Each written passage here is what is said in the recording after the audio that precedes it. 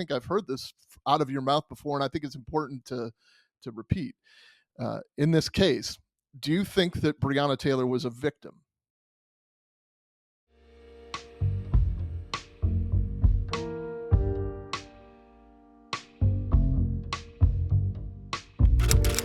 Welcome to Failure to Stop, the number one show where police meet society and culture. This is the rest of the story with Drew Breasy. I am, of course, Drew Breasy, and I brought an enchanting guest for you today. I want to have a discussion with him about the truth, and I think you'll see what I mean. He is definitely fits into the puzzle piece of where we are in society, particularly in the law enforcement culture, when it comes to telling the truth, being intellectually honest, and being mature and having mature discussions. Let me set the scene for you. It was March of 2020. I was at the University of Louisville, the Southern Police Institute, um, where I was attending an executive leadership class, and I got a WhatsApp message from the group chat of all of our classmates. There were several members of LMPD in our class. One of them sat next to me. He was the homicide sergeant, or one of the homicide sergeants, which, by the way, should tell you something about Louisville. So there are more than one homicide sergeant. So the text basically read, "Hey, can you keep a prayer for one of our officers? He was shot and nearly killed last night. He's in critical condition and expected to make it." And I turned on the TV in my dorm room there. It's more like an apartment. It's not a dorm room. Give me a break. But at any rate, I turned on the TV, WDRB, I think it was, and I saw this news coverage of this officer who was shot, and this is scary stuff. This could be me moment. The guy was a sergeant in a narcotics unit, or assisting with a narcotics search warrant. That's something that I had just come from before I'd been promoted to lieutenant, and they were serving a warrant, which we know is a high risk thing to begin with, especially if it's a drug warrant. And the guy was shot in the leg near the femoral artery, from what I understand. And that was not the big story in that. This guy almost died. Okay, and then all of a sudden, that became secondary to the story. The guy I'm going to bring in to you is a guy named Sergeant John Mattingly. He wrote a book called 12 Seconds in the Dark. He was involved in the Breonna Taylor raid. That it wasn't even a raid. I can't even call it that. He was part of the team that was serving the search warrant at Breonna Taylor's apartment when she was killed, and he was almost killed himself. And I think a lot of people forget about that. And I just want to get the truth out. This is what we want to do. We want to talk about the truth, and there is no greater advocate for the truth than a guy who is there. So we're going to the source in this. John, thank you for being here. Tell us a little bit about yourself or where you are. Hey, Drew, man, I appreciate you having me back. Um, so I no longer live in Louisville, obviously. I live a couple hours away. We had to move out due to all the threats and all the chaos that went along during 2020. And so now I've retired from the police department because I had to be able to get the truth out. We had gag orders on us. We weren't allowed to talk about it. When I went back to work after being shot, it was proven I didn't violate any policy, didn't violate any law. And then when I came back, they wanted to basically demote me and put me down in the property room to keep me away from the public, to keep me away from anything that might tarnish LMPD, is what they said. And I'm like, I got shot and almost died. Ripped through my femoral artery. They replaced 8 inches of it with a vein, and now I'm getting punished for it. So I could see where this was going, and I went ahead and put my papers in. And now I just travel, and I've had the ability to speak at several narcotics conventions, and it's been a good time learning new things, meeting new people, and being able to get the truth out. Well, first of all, thank you for doing what you're doing, and I'm very thankful that you made it out of that. I mean, I know that it was touch and go for a long time, and I'm thankful that you're here to begin with.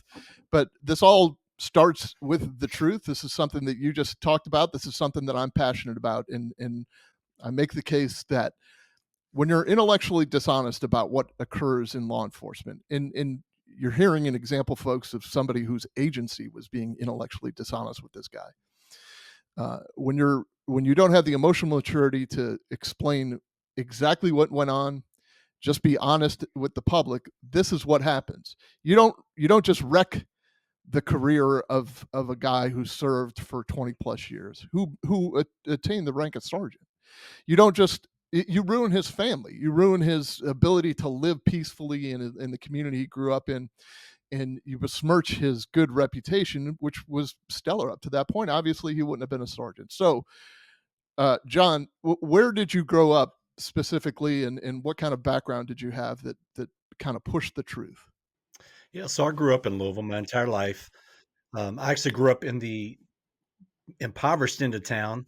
My dad was a pastor in the inner city, and for years, people in his congregation or deacons were like, "Hey, the church has grown to over 1,200 people weekly coming in. Why don't we move out of the inner city?"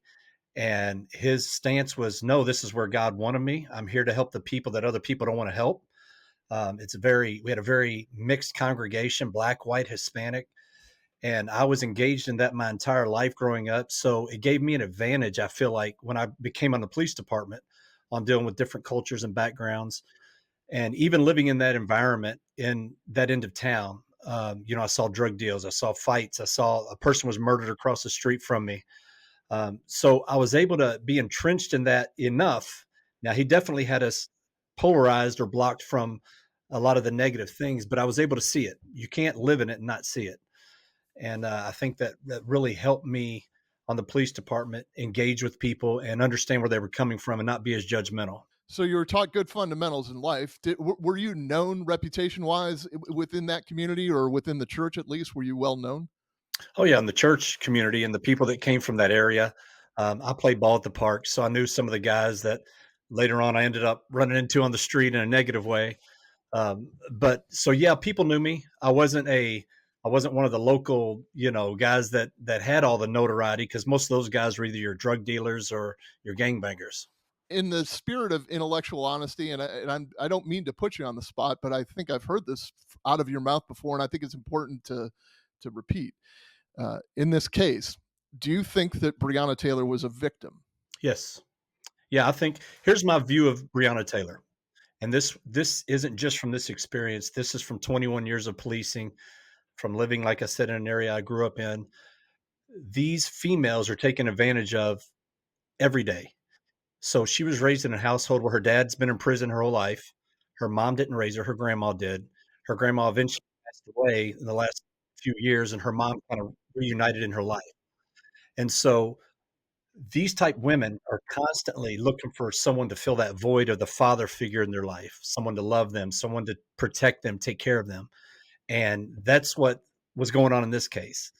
And a lot of times these women are engaged or uh, connected to several different men, and these guys have 4, 5, 6 different girlfriends, baby mamas, etc. And they use each one of them. One might hold the dope, one might hold the money. They bounce around from place to place, and I think she was one of the ones entrapped in that she was reaching out, looking for acceptance, looking for somewhere to fit in, looking for someone to take care of her and love her, and she was being taken advantage of by Jamarcus Glover. So a victim of circumstance, and then which Yeah. ironically turned you into a victim of circumstance. And I'm not saying that you run around claiming victim status. I've seen quite the opposite. You're a man of integrity, and you're just trying to get the truth out. In fact, just to shift another gear, the book you wrote, which is 12 Seconds in the Dark, I'm sure it's still available. And by the way, I have a complaint. Mine arrived with a ripped cover. So if you could send me to I'll your get you another shipping one. department, yeah, yeah. If you could let the CEO know. In the book, you discuss you lay out the whole case to include the approach. So there's so much talk about no knock warrants, and all of a sudden we've had a fundamental shift in policing because we have to ban no knock warrants. First of all, was that a no knock warrant? So the unit that had all the warrants signed, we were basically just day labor. The van came by and picked us up, and we went to go do work, and we were going to get dropped off at the end of the night and go home. That was the plan. So the unit that got these warrants signed on behest of SWAT, because they were assisting us that night, got them all signed as no knocks because they weren't sure where Jamarcus Glover was going to be, which location. Now, when we came into the office that night, they said Jamarcus Glover's not going to be on Springfield, which was Breonna Taylor's apartment. So, it therefore does not qualify as a, no-knock warrant. It doesn't meet the parameters anymore.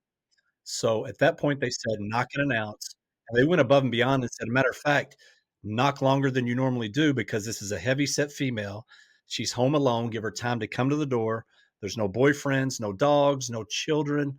So the intel was a little off, which is not abnormal in these type cases. Sure. Um, but so we went there thinking it was just Brianna, and we're going to give her extra time to come to the door, hoping she would cooperate in the investigation. And so we were there for about a minute, knocking on the door, announcing police search warrant.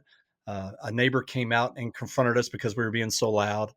The neighbor on the bottom door, his initial statement was, "I heard you all yelling something, and I thought you were yelling for me, so I came to the door." And as I got to the door, the shots started. So we had two different neighbors corroborate that. And the rest, obviously, as we know, there can be a shooting with 100 people standing right there and nobody sees anything because they have to live in these environments. They don't want the repercussions of somebody coming calling them a rat. So a lot of people just kind of sat on their hands and said, we didn't hear anything.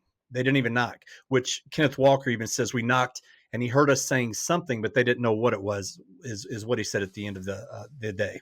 Because there's a lot of things that I don't understand about Kenneth Walker, and I'm not fully educated on everything that Kenneth Walker said. I know that he's been paid a couple $1 million to Yeah. shoot a police officer, but I do realize, like, in the intellectual honesty part of that, that there's a little bit more to the story. However, we go from um, you know I just don't understand how the door opened and he started shooting, thinking that maybe he was being home invaded or whatever, to the cops shot my girlfriend. I mean, how do we make that leap, or how do we? What am I missing? Well, I'm not. Here's what we're missing.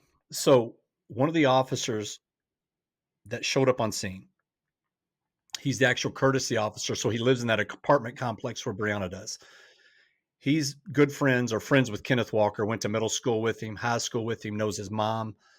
And when this happened, he heard the shots fired. He turned his radio on, and he heard a police officer had been shot. So he put his uniform on and he came downstairs. Well, Kenneth Walker admitted that he talked to his called his mother first. It's the very first call he made. He didn't call 911 like everybody thinks. He didn't call them till 6 minutes after the shooting. So he comes downstairs in his uniform. Kenneth Walker's mom's already there. She walks up to him and says, "Hey, I don't know what's going on." And the cop was like, "What are you talking about?" She said, "Kenny called me and said they're at the door."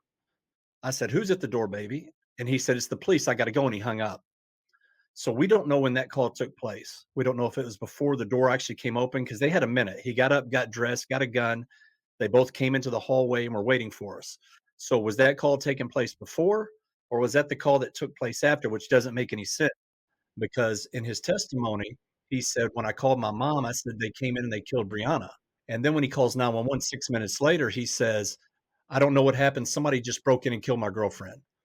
So he keeps contradicting himself from the beginning.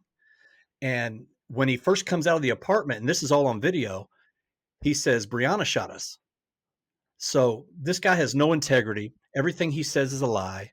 He went on Good Morning America and said, "When they shot her, I held her in my arms and took her to the ground." Well, it's impossible because the bullet holes that were intended for him are right where he was standing. There was 3 in the wall and 2 in the door jamb. And from the forensics, Brianna was trying to follow him into that room because her feet had actually broken the plane out of the hallway, and then she fell back into the hallway. Ugh. So he's just a habitual liar, and unfortunately, the media doesn't take the experience. About 140 years experience there that night of policing. They take a drug dealer's word over 7 police officers, and it's pretty sad that we're even in that state that we have to talk about that.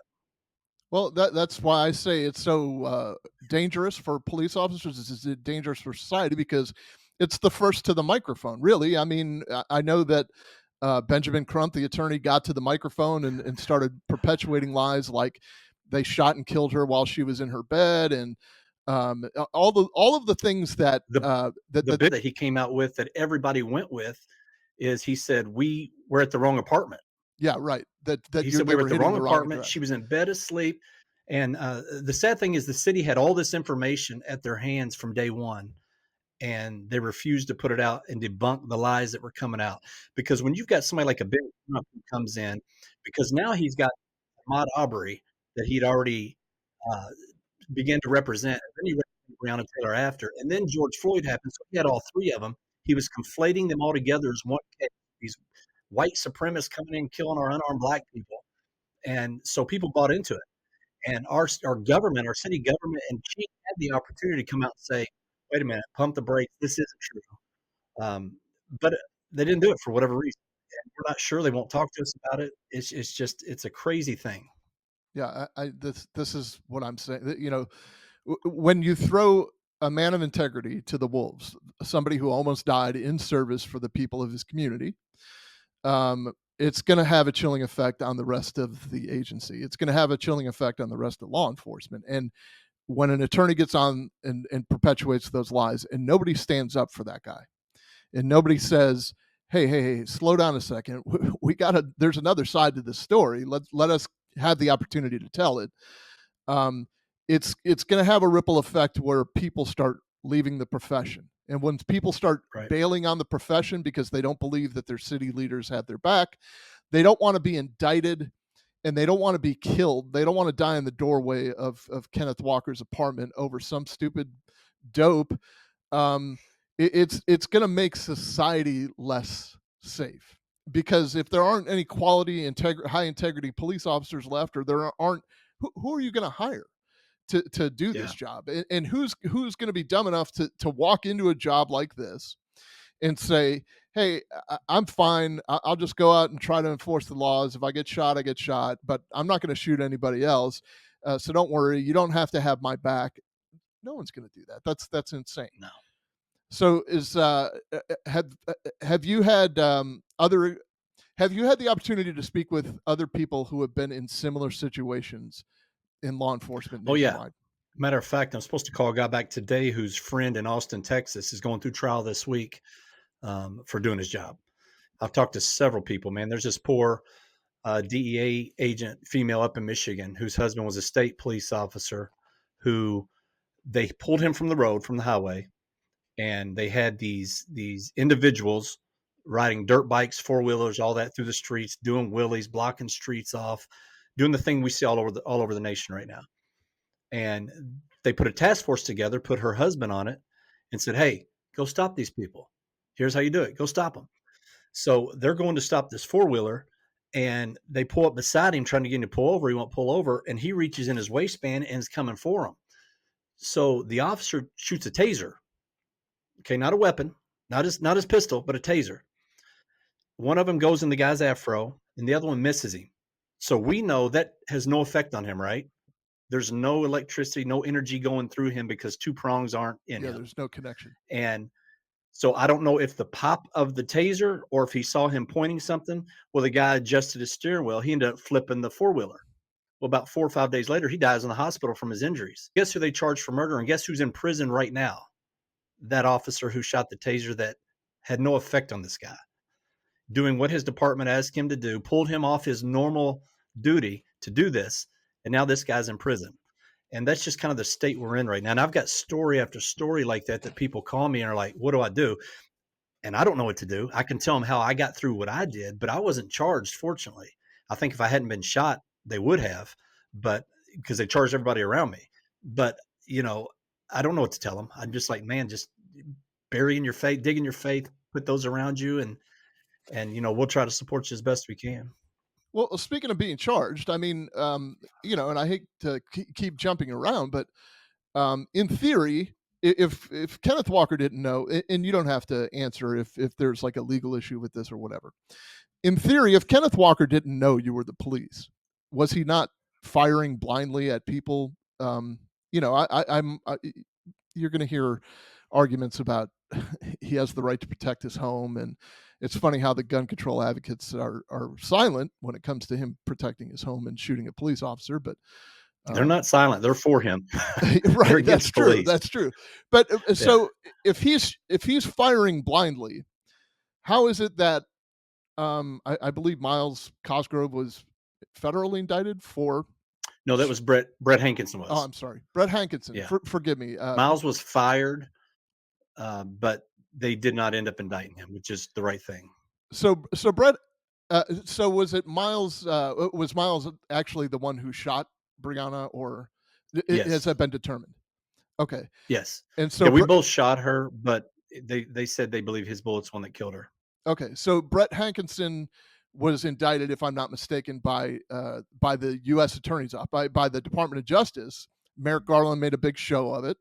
Mhm. And the crux of the indictment was, and forgive me for not having it in front of me, but for shooting blindly and recklessly putting people in danger, for shooting blindly into somebody's apartment. Am I? Is it No, fair you're to right. say that? Okay, That's spot on. And so originally he was charged on a state level. He went to trial, was acquitted. And I think the reason he was acquitted in a liberal county like Jefferson County that we thought for sure they were going to hang him out.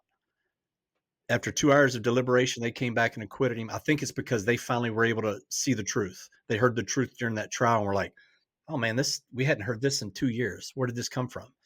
And I'm hoping that'll happen on the federal level as well. However, the feds basically came back and charged him with the same offense, but added civil rights violation to it, which is potential life in prison. He didn't hurt anybody. His bullets hurt drywall, and that's the big thing people are saying. Oh, he wasn't indicted. They didn't indict the one that shot her, just the one that shot drywall. But then when he got indicted, they're like, "Good. I hope he goes to prison the rest of his life." I'm thinking, well, now you're contradicting yourself once again because they can't stay on topic as far as what they want out of this, and that's like, and we're talking about the no knock thing and the ridiculousness of it because it has a place. But even my own Senator Rand Paul, who I like most of the stuff he says and does, but he stepped on our backs and used this as an opportunity to pass a no knock bill that someone as a libertarian like himself is against most police action anyway. And he called it the Justice for Breonna Taylor Act and passed the federal no knock warrant uh, law. And I reached out to his office and talked to him. I was like, hey, I know he's smarter than this because he pounds his chest on how smart he is. He knows this was not a no knock warrant. Number one, why is he attaching Breonna Taylor's name to this as a no knock? Number two, ask him what is justice for Breonna Taylor because nobody can answer that for me. Everybody wants to say that justice, justice. What's justice? Nobody can define it. I have man, this is music to my ears. This is what I've been saying since long before I got out of the profession. And by the way, I left the profession to be able to speak freely because we're not allowed to speak freely. But No. when you see things, even back to Mike Brown, or I mean, if you go before that, I mean, it's countless. Um, the killings aren't countless, by the way. They all fit on the front side of a T-shirt in regular font. Hmm. But we're made the public is made to believe that we're out, just hunting unarmed black people on a constant basis. But um, when you talk about no justice, no peace, or justice for Brianna, are we talking about justice, or are we talking about revenge? Because those are two different things. Revenge is, well, she was killed, so we're going to put this guy in prison, even though it violates his civil rights. We're going to put him in prison for violating her civil rights. That's revenge. That's not justice. So I Right. don't understand the conflict. I don't understand why a U.S. senator would actually even engage in that. And we have another example of that. By the way, I want to talk real quickly about Richards versus Wisconsin. It was a 1997 case, and it was this is the Supreme Court case. Essentially, the Supreme Court affirmed the Wisconsin Supreme Court's decision about no knock warrants. So now this is in 1991. We're at the height of the crack era, and the crux of the case that became the bright line, or that became the no knock case, is that they used they understood that it was a dangerous game, especially serving drug warrants. Like, how ironic. So they tried to serve a drug warrant in a hotel room, by the way, and they didn't. Those officers that night dressed as maintenance men. and there was a uniformed officer too deep. They were dressed as maintenance men. They were in disguises. They were undercover. Now, you have experience. I know that you speak to narcotics groups across the nation. I know how they do things. In as recently as 2018, I've served search. I've approved, written, and served search warrants. As recently as 3 or 4 years ago. There isn't a drug unit alive that's worth a damn that doesn't fully wear police gear, badging, um, and announce police search warrant, police or sheriff's office search warrant. So Right. the crux of this whole Supreme Court case is on a bunch of guys who were dressed as maintenance men, essentially. But even then, the Supreme Court agreed. Hey, you guys got to do what you got to do. If you apply for this no knock warrant and the magistrate agrees with you, feel free to go in if you think that there is an exigent circumstance in the way of evidence, which has gone by the wayside. We don't really do no knock warrants for evidentiary purposes that much No. anymore. Or there's a threat to life inside or a threat to the life of the law enforcement officer. So I that night, was there any were you dressed as a maintenance man, I guess, is the most simple question I can ask you. No, and I tell people this too. When you put your vest on that has police across the top, you've got your badge on your belt, you've got your gun, you've got your flashlight, you're probably more recognized than a guy just in a blue uniform with a little badge right here when that door comes open. And so the fact that that's another huge thing they kept saying they were in plain clothes, but they were leaving out the fact they were in plain clothes, but they had tack vests on that said police all over them. They left that out on all of it. Just like they in a lot of the articles, you'll never see a police officer was shot, or they'll say, "Oh, there was a graze wound to the leg," or something insignificant that you're like, "No, that's not how this actually went down." Because if you put everything in context, it makes sense. But I've told people all across the country and on podcasts and my kids even when their friends initially were coming at them, I said, if I were on the outside looking in and for a year and a half, all I saw was police did XYZ, these 5, 6 huge things that were wrong, and the government or the city paid them $12 million. The city or nobody ever defended them, so they must be guilty, right? I would think that. Yeah, I would I sit get back and go, well, I guess that's the case. I guess I understand that if that, but that's again, that's just all lends to the dishonesty, and that's what's getting people hurt Yeah. and what's getting people killed. Um, so there was, while we're on the topic, there was a chief of police in Minnesota that was testifying before a judiciary public safety omnibus bill. It included gun control measures, and it's in Minnesota. It's in a very liberal or left leaning state, but it also included the banning of no knock warrants, just like Rand Paul did in Kentucky, banning. And again, this is there are already measures in place when you go to apply for a no knock warrant that you have to prove to the judge, or you have to prove that. I mean, the Supreme Court said that. So there was a police chief in Minnesota, and she testified before the Omnibus Judiciary and Public Safety Finance and Policy Bill Committee. This was a conference committee. She's the chief of police of a 19-person department. According to her open source LinkedIn, she worked previously for a few years at a 14-person department, and she rose to the level of chief at this 19-person department. And here she is testifying to ban no knock warrants. So let's take a listen to what the chief has to say here. Let's see. I've got Chief Kelly McCarthy. Oh, they are here. I can never see through the tall backs of the chairs to tell who's in the first rows. So welcome to the committee, Chief. Please introduce yourself and then proceed with your testimony. Thank you so much, ma'am, and thank you so much for having me here. I love testifying at these because it's like when you were little, the people from Fantasy Island would be on Love Boat, like those crossovers. So it's very exciting for me. My name is Kelly McCarthy, and I'm the current chief of the Mendota Heights Police Department. And I'm here today to just really encourage you to limit, preferably ban, the use of no-knock warrants. This topic is one that I'm very passionate about, and I think there's some real ground to cover here because everybody who talks about no-knock warrants wants the same thing, which is to save lives. We just are going about it a different way. I have written no-knock search warrants. I have served no-knock search warrants. I will not do that going forward because I now know better. I know there's a better way to save lives. And don't take my word for it. I'm just a big dumb cop in a small suburb. But listen to the National Tactical Officers Association and the statement that they put out, which is that the use of no-knock warrants is counterintuitive and it puts the public and officers at risk. These are the experts in the field. These aren't people who are telling you how it used to be done. They're the ones who are doing it going forward, and they're telling you to ban no-knock warrants. So they will tell you that it will save lives. And not only do they talk about safety, but they actually put action behind their words.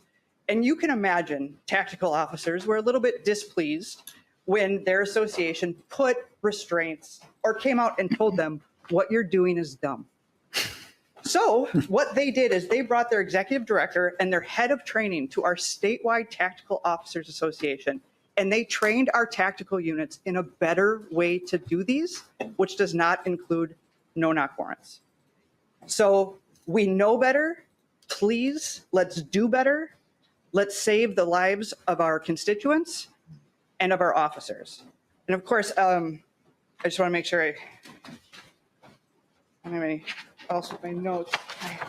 And I think that's it. So if there's any questions, I will of course stand for them. If not, thank you so much to everybody for all the work that you do.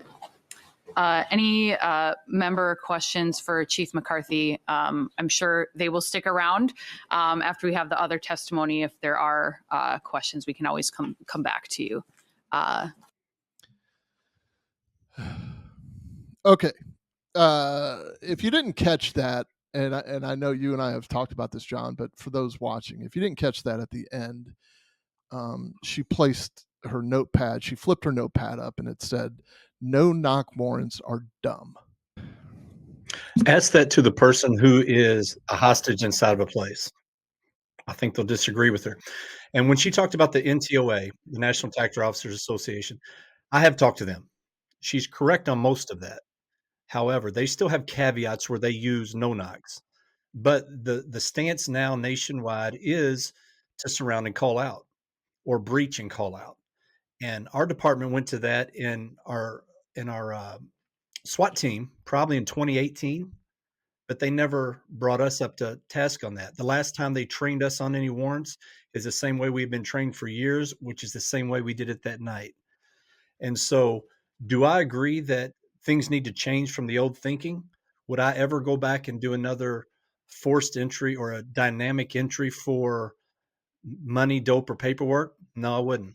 I would breach and call out, or I would surround and call out. So there are some things that can change with times to enhance our safety and the safety of those inside, even though I think our safety is much more important. If you're dealing with, dope heads and people who are killing people with their fentanyl, I'm not talking about your average citizens. We're not against them. Well, thank you for So I don't for want that getting saying twisted. thank you for saying that.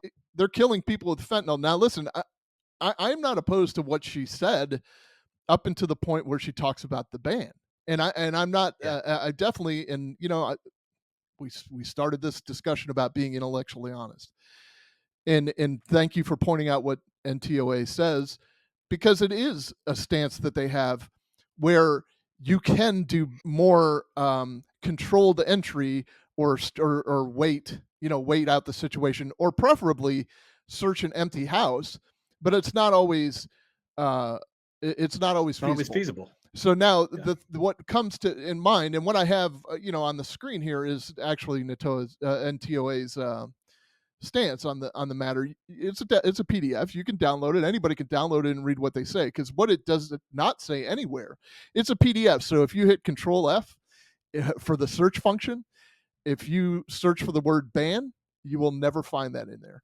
If you search for the word dumb, you will never find that in there.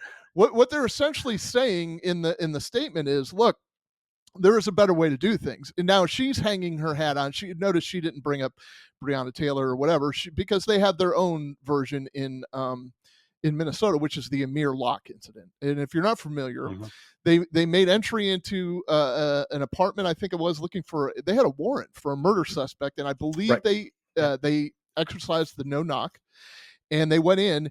And Amir Locke emerged from under his blanket and pointed a gun at a police officer.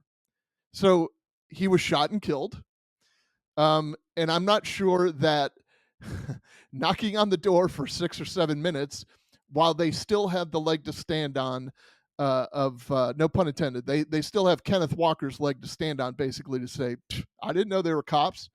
So the minute you open the door as a police officer, you're met with gunfire. And you know that all too well. You're in a fatal funnel, even if you do the crisscross or button hook or whatever NTOA wants to teach you. You're going to be in that fatal funnel. At some point, you got to go through the door. You got to go through the door. You got to breach the door at some point. Yeah.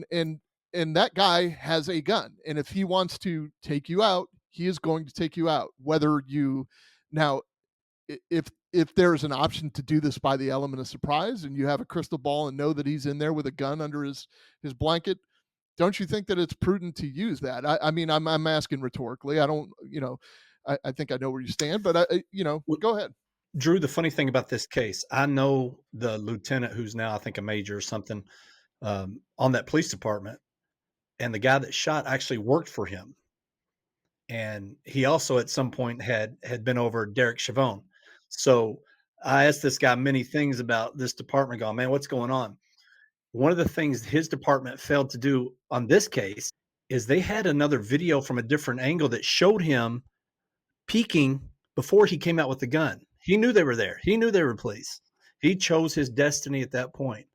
And his department would not put that out for whatever reason, just like ours wouldn't. And that's the thing that's so frustrating to police or police supporters, is that why are we not using every opportunity or every ability we have to put the truth out and then let people decide for themselves? Because they're not doing that for whatever reason. I know it's a political stance. I know the mayors are pushing them to do whatever they want them to do. And that's the problem with policing, though, is that the police answer to mayors. We need more sheriffs that answer to the people. I love your analysis in this, because it's going to take the small town police chief or the mayor or the sheriff to stand up and say, look, enough's enough. I do understand that a life was lost here. We're not compassionless robots. And John, frankly speaking, between you and me and the millions of people that are watching, I'm sure, if you had to do this all over again, I guarantee you wouldn't, because you'd have your entire femoral artery intact and Breonna Taylor would still be alive, and you wouldn't care about Breonna Taylor either way. You would be more focused on Jamarcus Glover, allegedly dealing poisonous, deadly drugs into the surrounding community of Louisville. Right. But what they're saying is, we've got to get, as police chiefs or sheriffs or whatever, we've got to work in the spirit of transparency to get that body camera footage out within 48 hours, so you all see that this is how things happen. However, that's the only part of the story we're going to tell you. We're going to let you run with the rest of the story, and that's what's making all of these left-leaning or liberal-run cities even more dangerous than they need to be. Yeah, it is. And another thing on that case that I forgot to mention was, I remember the media running with, he wasn't even one of the suspects. He was a cousin of one of them that happened to be staying at this guy's place. That was a total lie. This guy was named as one of the suspects. He was on the warrant. And again, just they let the lie run and people bought into it, because, in our minds, we're raised to think the media is going to tell us the truth. Right. Now, I think more and more as time's going on, people are waking up going, wait a minute. I keep getting lied to, and I keep falling for it. And that's why I think all the independent media on Twitter and different places is blowing up, because people are tired of the lies. And so hopefully with shows like yours and others like it, we can get the truth out and people will actually listen and go, that makes sense. We're not sitting here pounding the chest saying police are always right or that everything we did was perfect, but we are saying, hey, here's at least the truth. Decide for yourself. And we're putting all facets out. It's not going to be one-sided. Yeah, and it's like, remove the vilification. It's just part of the conversation. It is just part of life. But it's not the focus of the conversation. So when you testify before a committee and you make it the focus of let's ban search warrants, let's take a tool out of the toolbox because I disagree with it. And I'll be quite honest, I'm a little bit inflamed by that chief of police saying things like constituents, like let's do better for our constituents. When I served, I didn't have constituents. I was a No. referee. I Well, called you balls were and a servant. strikes. I was a servant. I Yeah. completely. I was a servant to the people of the community, and I was a servant to the people that I worked with. So it's And that's a different mindset than these leaders have because they climb people's back to get wherever they want to be. yes, And I'm not calling this chief a liar. I don't know her. Maybe she's telling the truth. sure, But I have found it hard to believe a person from a 14-man department who was probably an admin most of their career trying to climb the ladder wrote and served no knock warrants because I did this for 14 years of serving warrants and doing narcotics, and I had maybe two in that yeah, entire time. yeah. So I'm fine. And we did, I'm talking, I've done over 2,000 warrants. So you're looking at that percentage, 2 out of 2,000 compared to what she's saying. I guarantee you she hadn't served 2,000 warrants. And she said multiple, or she said, choose the word plural. I've done and served no knock warrants. And I'm calling bull on that one. I'm calling bull on that one too. I'm going to lend some experience into this, just like you are. I was in narcotics from 1995 to about 2006, the first time. And I was good at authoring and serving search warrants. That was my thing. Some guys are good at undercover. I look like this when I'm undercover, so I was not good at that. I had to get good at something else. So I got good at the probable cause, and I got good at the case law and the legalities and the intricacies of serving a search warrant. And I can tell you, I was our guy when it came to writing search warrants. I'd go triple digits of the number of search warrants I wrote over my career or approved because later in life I came back as a supervisor to an undercover unit. I ran a street crimes unit, much like you did.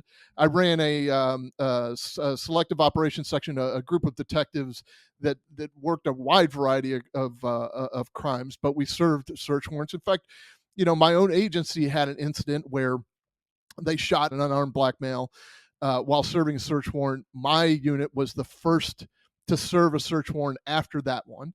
And you talk about butterflies or bees in your stomach. I mean, you definitely don't want that to happen. But we didn't want that to happen the first time either. Again, we're not emotionless robots.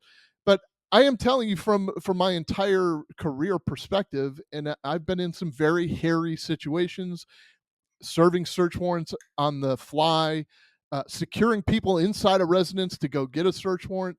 I cannot tell you that I've ever served or written a no-knock search warrant. I can't recall Yeah, ever they're doing it. rare. So the And argument in again, Minnesota became amongst the legislators like, you can't provide an example, then you don't need it. And that's not true. That is intellectually dishonest. Just because I can't provide an example of a just pulling something out of thin air. You can't provide an example of a kid eating Pop Rocks and drinking a Pepsi and their stomach exploding. It's folklore, right. but you can provide an actual example. That doesn't mean we should outlaw Pop Rocks and Coca Cola. Well, It there's just huge fallacy. There's a huge fallacy in that argument anyway. How many cops do you know shot people in their entire career? So does that mean they don't need their gun? exactly that's I you're. mean, most cops do not shoot people. And I you never go shot 20 anybody. years and you go, how many people did you shoot? None. Well, why'd you carry a gun? Okay, well, it's still another tool in our tool belt. So Exactly. we might need that no knock at some point. So why are you taking that advantage away from us? Yeah. It makes no sense. In the And in the that's the safety difference of between a politician and a cop. exactly, it's because it's in the safety of the officers that you're supposed to be serving. It's also in the safety of the citizens in that community. So if the element of surprise is going to help you, why would you go so far as to put into legislation that you can't do that anymore Yeah, when the existing ignorant. law says you have to go above and beyond to prove that you need this exigent entry, this beyond dynamic entry. Every entry should be dynamic, come to think of it, but I mean, like, this is beyond, like, you already have to prove above. Now, from what I understand, that parts of that did not, the ban part did not make it into what was passed. The there was language about the use of no-knock warrants, but it was essentially what the Supreme Court already said to do. I want to show also the public, to be honest, the document that was put forward by the chiefs of police in Minnesota. It's 3 organizations. I'm going to get the names wrong, so I don't even want to say them. But it's essentially like the sheriffs, the chiefs of police, and the Peace Officers Association, and they were completely opposed to banning anything. They were opposed to the language the in the bill itself, and they said so by letter. They sent. So I don't know if this chief is just rogue and she wants to, climb the political ladder at the expense of her officers, or actually officers across Minnesota who actually work in dangerous areas. And I'm not even trying to slight her. Her Well, obviously, they had to cherry pick what chief they wanted to come in and talk because the other ones weren't going to give them the answer they wanted. So they found That's this, true. and there's nothing in small departments. They're needed in small areas. But the lack of experience from those small departments shows in instances like this. And so you can't bring someone without the experience or without maybe being in that type of more dangerous atmosphere, like a Chicago, like a Minneapolis, like a Louisville, like a St. Louis, whatever, and say, okay, apply the same tactics in your little small middle to upper class community to inner cities. Yeah. It just doesn't work the same. Three. I don't have the stats off the top of my head, but I think it was like 3 robberies in calendar year 2022. You know what I mean? Like, Yeah. it's just so listen. Every hour here. It's it's it's a different. There's no harm in bringing the debate forward. There's no harm in bringing, but like, hey, listen, I'm a police chief and I think we should ban no-knock warrants. But hearing the other side of the story, or hearing the issue, because this is what's become the broader issue. When somebody gets shot, everybody wants to have a conversation. Everybody wants to have a conversation, but when you engage in the conversation and you say things that they don't want to hear, it becomes an issue of, well, you just don't have my experience, or you don't have it. This is where it rears its ugly head the most, John. An unarmed black man gets shot. The law enforcement officer says, look, it's not clear cut here. You're only seeing about 10 seconds of video. And by the way, he was wrestling for the officer's gun when he was shot. Well, you just don't know the experiences of a black man, so you can't give an opinion. But you don't know the experiences of a police officer. So why is it okay for you to give an opinion and I have to be silent and respect yours? It should work as a two-way conversation. And this banning of no-knock warrants is no exception. I kind of want to close with of why I think this is important for all of us to understand. Being intellectually dishonest is making us less safe in the United States. And I'm sure you're aware of this. The Tampa Bay Rays, I think it was the 2020 season, but it had to have been the 2021 season, maybe the 2022 season, tweeted out, and I don't even want to share the tweet because it's disgusting in my opinion, but it said, it's a great day for opening day, great day for baseball. It's a great day to arrest the murderers of Breonna Taylor. And I took exception to that, first of all, because it has no place. Come on, you're a baseball organization. And that's pure virtue signaling, but it's dishonest because she wasn't murdered in the sense that you're saying that she's murdered by police officers. Her boyfriend took it upon himself to shoot blindly, almost killed a police officer, highly decorated police officer, might I add. And the return fire she was caught in the middle of, and she died. There was no intent to murder her. She unfortunately and tragically died. No question. That's not a murder. One. And two, how are you going to intermingle that? Why are you going to bring baseball fans into this? Why are you going to bring them down and try to lie and push that forward? Now, the reason I'm saying this and why I'm a little bit kind of passionate about what the Tampa Bay Rays had to say, because I think the person that tweeted that out was probably removed from their position. But this is a program from the funeral of Tom Batinger and Jeff Yaslowitz. Those two were killed serving an arrest warrant on a guy named Hydra Lacy, a black male. And Hydra Lacy was hiding in his attic. One of them was a K-9 officer. He was hiding in his attic, and they went to serve this warrant, take him to jail. and they went to send the dog up, and Hydra Lacy just started lighting up all the officers. It was I think it was even a U.S. Marshal task force kind of warrant. So he tragically shot and killed these two officers. Hydra Lacy, again, was a black male, but the conversation is never black male kills two white police officers. It's always white police officers killing black males. There's a problem with that. This is the foul pole that I discovered at Tropicana Field. This is a silent tribute. Some of those guys worked off duty. The top prayer card you're going to see is for an officer named David Crawford. David Crawford was shot and killed, I think, a month later, maybe 3 weeks later. So they had a spate of maybe 20 or 30 or 40 years with no line of duty deaths, and they had 3 within the same month or so. Oh. And this is all, their little badges are in silent tribute behind the foul pole in right field at Tropicana Field. And I got to see that because I was behind the scenes. I was there doing a site survey for the Republican National Convention. And, I thought this was sweet. It was a very solemn tribute. It was, the guys that they knew, the cops that they knew that worked Tropicana Field during the baseball games. You fast forward a couple years later, and this tweet comes out, and it specifically targets you, John. I mean, it's offensive to me on for a lot of reasons. One that we've said over and over: it's making society less safe because people are buying into the lie that there is a division between white officers and black people. It's making us the boogeyman in the black community. It's doing way more damage. Ben Crump is responsible for doing a lot of damage in the unity and relation between all of us. Let's be clear.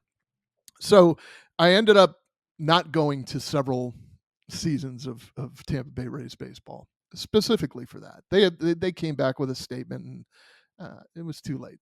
It's just like Ben Crump. It's the first person in the microphone that they're going to hear that.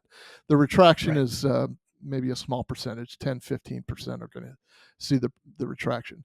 I was at a game a couple years later. We fast forward a couple years later, and I took this video that I'm about to show you. My father-in-law texted me something like, "I can't believe you're not wearing a Rays shirt," or "I can't believe you're not supporting our team," or this is what I said. And I realize this gets nobody anywhere, but it's in solemn tribute. It's for guys like you, John. If you'll look, this is the movie I took. This is Tropicana Field. I'm going to play it. If you look in left center, you'll see 285, K2, Sierra 23, and 143 Bravo. The numbers 42, 12, and 66 are Major League Baseball retired numbers, or Tampa Bay Rays retired numbers. But 285, K2, and Sierra 23 and 143 Bravo, they refer to 4 police officers that were killed in the line of duty. Then, and by the way, 3 of them by black males. And then when you pan over, this is what you see in right center. So Major League Baseball, specifically the Tampa Bay Rays, had blocked off an entire section to say this: Black Lives Matter, as if, John, you and I never thought that Black Lives Mattered to begin with. And that's offensive to me. So without putting you on the spot, does that evoke any emotion in you? I saw that in 2020 or 21, whenever it was at the start of that next season. And every time I turn a basketball game or a football game on, or any season during that, I couldn't get through a game without hearing something about us, Right. or something about Breonna Taylor, or the injustice. And so I got to the point where, and I was a sports fanatic. I got to a point where I don't even watch sports anymore. They turned me off to it. I've tried to get back into it. I'm a huge Cowboys fan. I know that's it's got its own stigma. But I'm a huge Cowboys fan. And as far as I know, they didn't say anything, but still I have a hard time following that stuff just because the bad taste it left in my mouth. And I've tried to get over a lot of it because I'm like, man, these idiots are just putting their whatever they think is popular at the time they're throwing out there. Next week it's something else. The next week is something else. If I ran into them in public, they wouldn't even know who I was. So I try to put it in perspective, but at the same time, it does make you turned off, a little bitter maybe. I try not to be bitter because that just affects me and not them. They could care less. But yeah, it's no fun to look at. This is the reason why I wanted to have this conversation today. Not to throw a shocking or bring you down kind of movie and put it in your face. It's to show the public. Look, when you're talking about Black Lives Matter, and then you turn around and say it's offensive when you say all lives matter, or I get the argument or the debate of well, Blue Lives Matter was a direct response to Black Lives Matter, but they do, and Black lives do matter, and Blue lives do matter, and all lives matter. And you're right, we've gone to this virtual signaling world of 10-second clips on TikTok, 20-second clips on WDRB, where Ben Crump is able to tell the world how horrible you and Miles and everybody else are, but nobody from the city is coming to your rescue because they're afraid of the backlash. And so that's just the point of the exercise today. It's about Well, let intellectual me let honesty. me say one more thing. Yeah. So, Drew, I'll tell you who the biggest proponents of Black Lives Matter is, and people aren't going to understand this or believe it, but it's the police. Because you've got white guys from the suburbs putting on a uniform, knowing they could die, going into black neighborhoods to protect black lives of people that don't like them. And there's no better example of somebody thinking a black life matters than going into their neighborhood to protect them, even though you're hated by half of them. So if that's not the best example, we're not a Hollywood star putting our little video clip out, pounding our chest, wearing our shirts that says Black Lives Matter. But we're actually physically going and doing something and risking our lives for Black lives. And that's what I want people to see. Thank you for saying that. It's the perfect closing. I just want to I want to say this. This is the cause that I got out of law enforcement to do, to be able to speak loudly, hopefully grow my platform so more people can hear and understand the truth, to bring people together, not to split people apart. But Right. your specific case and all of these officers who are being wrongfully charged in the name of virtue signaling, that and dispatchers, in my opinion, are completely underserved. Those are my two causes, and they have a tie-in. And the specific tie-in is this: if anybody calls 911 and says they need you or they need me, there's no doubt in my mind that I'm running people off the road to get there to save them, kick their door in to save them from being stabbed, kick their door in to help them put their fire out in their kitchen. And at no point does that 911 operator say, hang on a second, are you black or are you white? What's the color of your skin? Where do you stand on Black Lives Matter? Where do you stand on police officers? Where do you stand on the Breonna Taylor incident? Nobody says that. We just go out Right. and we do it. And just like you say, we got a whole crop of police officers that are willing to go out there and sacrifice themselves to protect every community, black, white. It's a shame that we're even segmented in 2023. I thought that we were supposed to be headed towards content of character, not color of skin. I'll stick to that. But if you have any parting words. No, man, I just appreciate you having me on. I appreciate you pushing the truth, not just in my case, but just in general across the board for police, because we've got to have a voice. And I appreciate you guys doing it. All right. The book is 12 Seconds in the Dark. It's written by a police officer's firsthand account of the Breonna Taylor raid. It's written by Sergeant John Mattingly, who was gracious enough to join us today.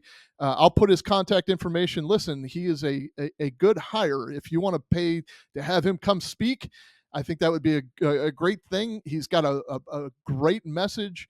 And he's a humble human being and a man of integrity. And I appreciate you taking the time to be with me today. So, appreciate you, Drew. For everybody else, thank you to the Failure to Stop family. Don't forget to subscribe to our Patreon. Take a look at our YouTube channel. We got some big stuff coming forward. But until next time, Drew Breasy, Failure to Stop. I'm out.